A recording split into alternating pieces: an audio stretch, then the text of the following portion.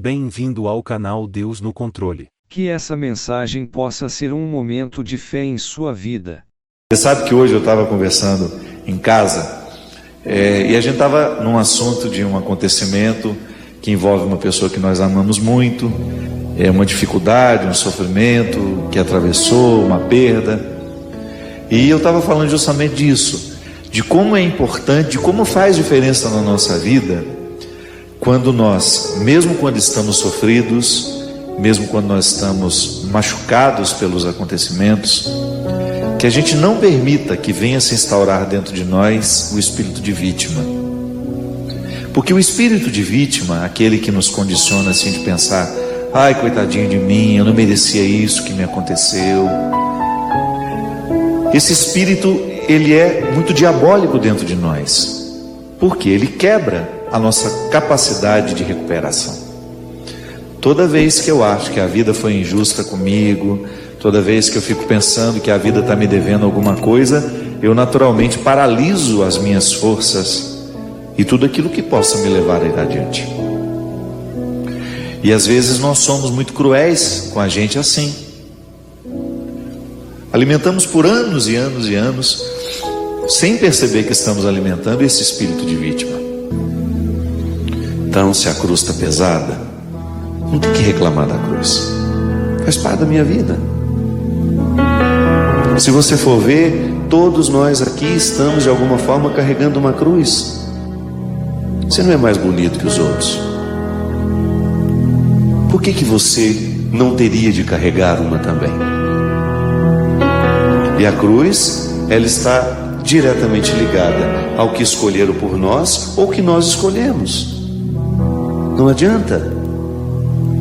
Agora fique tranquilo, é essa mesma cruz que lhe ajuda na travessia, quando você precisa chegar do outro lado.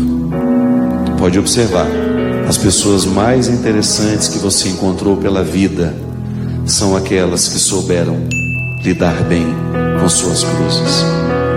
São aquelas que não desperdiçaram a oportunidade de sofrimento que o sofrimento trouxe, de lhe fazer crescer, de lhe colocar um brilho nos olhos. E quando a gente começa a abandonar esse espírito, que às vezes é diabólico, por que é diabólico? Porque quebra dentro de nós a harmonia. Diabolos, no grego, é tudo aquilo que nos separa, tudo aquilo que separa, tudo aquilo que quebra. Então eu tenho, muitas vezes, sentimentos diabólicos. Se eu fico olhando para a minha vida e me acho um pobrezinho, que foi vítima, coitadinho de mim, essa autopiedade, isso é diabólico, é um sentimento diabólico. Eu tenho mais é que arregaçar as mangas e ir atrás do que eu posso fazer ainda, e até mesmo reconhecer a parte que me cabe naquilo que não dá certo, porque às vezes é uma sequência de erros. Deu errado aqui, deu errado ali, e eu não tenho a coragem de começar a olhar para o jeito como eu tenho feito as coisas. Às vezes é uma desarmonia que antecede todos os outros erros, uma harmonia com a qual muitas vezes uma desarmonia com a qual muitas vezes eu estou acostumado e já não percebo mais os efeitos dela em mim. Então, uma boa forma que a gente tem de curar o nosso comportamento, aquilo que muitas vezes é determinante em nós, o nosso jeito de ser. Eu preciso curar o meu jeito de ser. É eu percebendo a beleza da vida. Sim, a vida é bonita. Livrar-me do vitimismo e ir à luta, ir buscar a parte que me cabe. São as estradas difíceis que lhe tornaram um bom caminhante. Estradas fáceis não nos tornam bons caminhantes. Agora, quando você tem um trajeto difícil, é igual quando eu percebo que uma pessoa está em crise, ela fica apavorada, né? Calma. O crisol é fundamental para a purificação. Você vai jogar fora tantas coisas excessivas que hoje você nem percebe que tem. A crise vai deixando a gente nu. Você não vai poder reter o que não é daquela hora. A crise é fundamental para o nosso crescimento. A vida não nos deve nada, não. A vida é sempre bonita se a gente percebê-la assim. Se a gente tiver a disposição de lançar os nossos olhos para aquilo que ainda resta. Tá bom, perdemos. E o que nós podemos fazer para recuperar até um pouco mais do que aquilo que perdemos? Às vezes, em algumas situações que nós achamos que foi perda, foi livramento. Virou até piada isso lá em casa, porque tudo eu falo que é livramento agora. O negócio não deu errado. Que antes eu ficava muito irritado, sabe? Com qualquer coisa assim, às vezes me dava uma irritação de um voo que deu errado. Hoje não. Eu tenho tentado substituir a lógica do que me irritava para isso. Então tá bom, não foi é porque não era para eu ir. Então eu vou aproveitar esse momento que eu tenho aqui e perceber o que desse momento eu posso extrair de bom, mesmo quando a cruz nos pesa, mesmo quando a vida é difícil. Que a primeira regra que nós precisamos aprender para nos livrar das ilusões religiosas é de que a nossa vida fica mais fácil porque temos Deus. Não. Deus não vai retirar de nós o que humanamente nós precisamos enfrentar. Mas a fé, ela acaba funcionando como um instrumento de batalha. Não espere que Deus vá facilitar a sua vida. Da mesma forma como um pai não pode facilitar a vida do filho, porque seria uma irresponsabilidade, porque o impediria de amadurecer. Ele vai dar o suporte. Aí sim. Aí nós estamos falando de uma fé madura. Não me priva do sofrimento, porque humanamente ele não pode me privar. Veja bem, primeira coisa, a gente precisa entender que Deus não muda de ideia. Deus não acorda mal-humorado naquele dia e fala, eu vou dar uma dificultada na vida das pessoas. Ou hoje eu vou querer abençoar. Não. Deus não tem alteração naquilo que Ele é. Deus é sempre amor, bondade, misericórdia. Jesus nos revelou isso. E você tem aquela descrição maravilhosa de João. Deus é amor. No amor não há variação. Da mesma maneira como uma pessoa que ama a outra, em nenhum momento, se eu amo o Christian, se o Christian é meu amigo, em nenhum momento eu vou desejar que aconteça alguma coisa de ruim com o Christian. Então, o movimento de Deus para nós humanos é sempre dádivas, é sempre bem. Ele só nos faz o bem, Ele não nos faz o mal.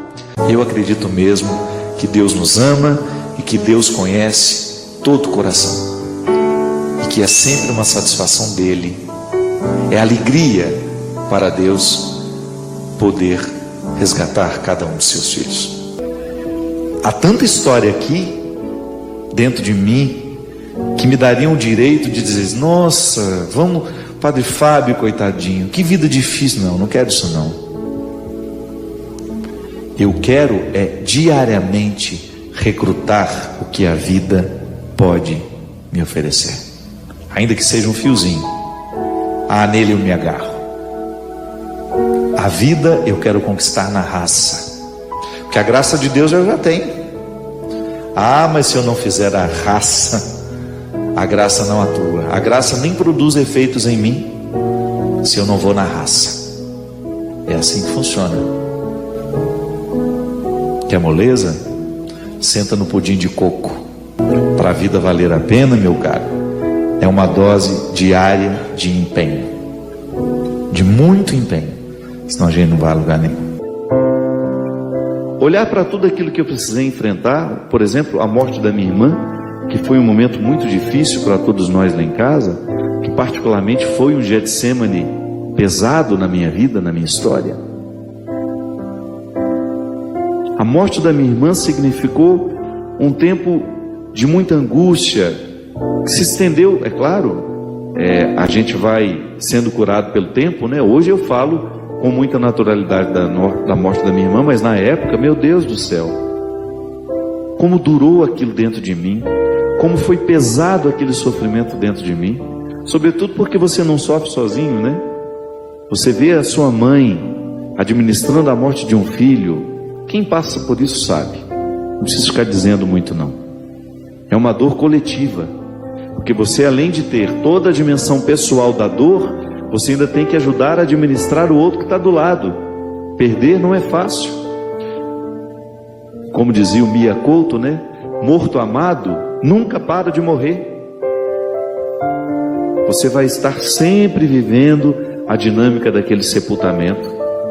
As pessoas não vão embora de uma vez. Você vai se acostumando com aquela ausência.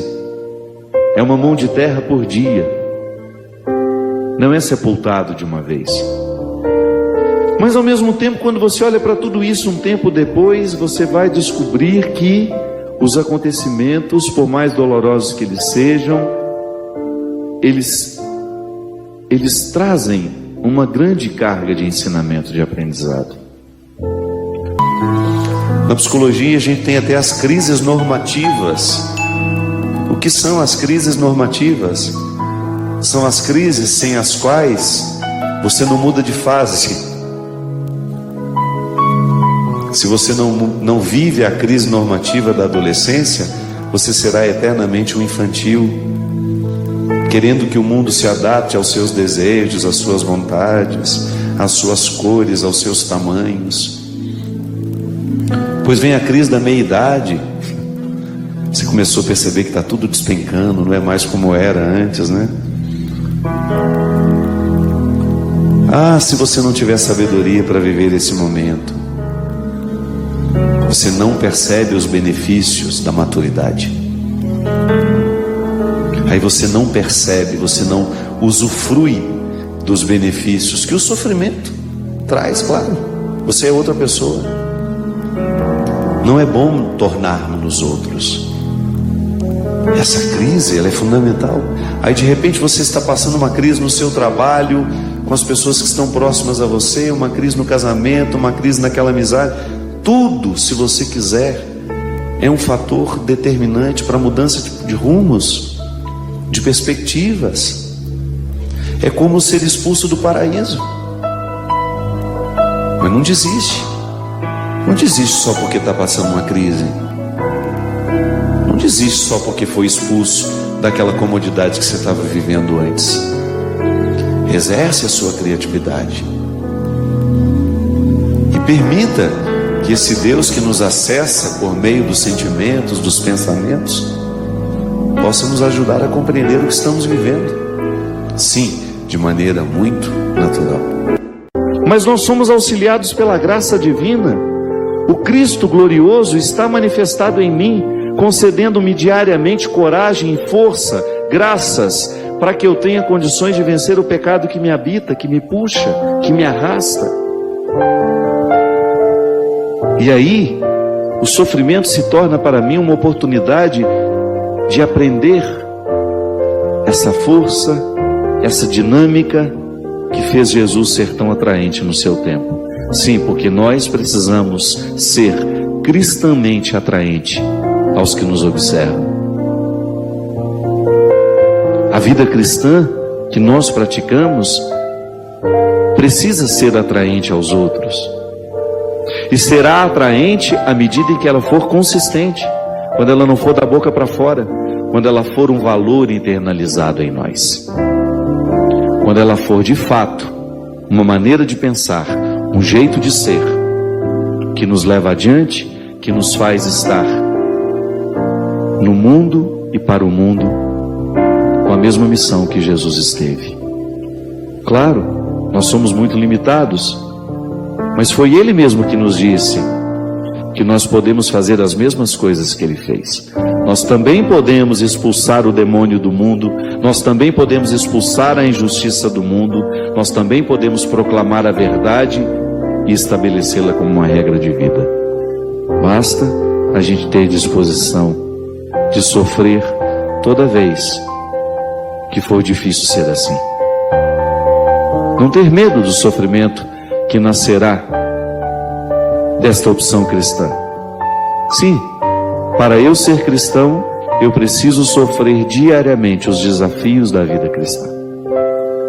Ah, mas o fruto é muito bom, porque a gente se torna uma pessoa muito melhor a partir dessa luta. Na vida de todo cristão é sempre Natal.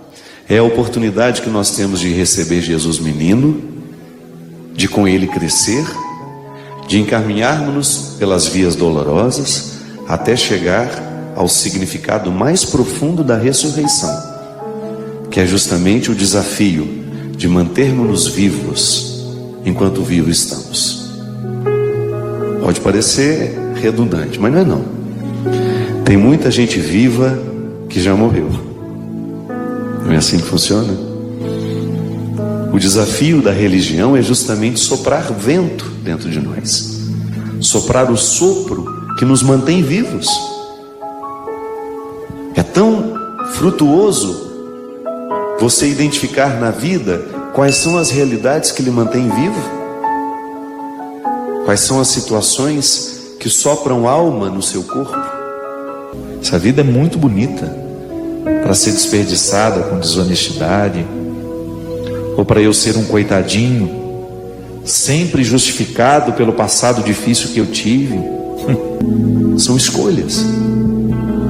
Eu planto um pé de laranja, eu não posso esperar colher morangos.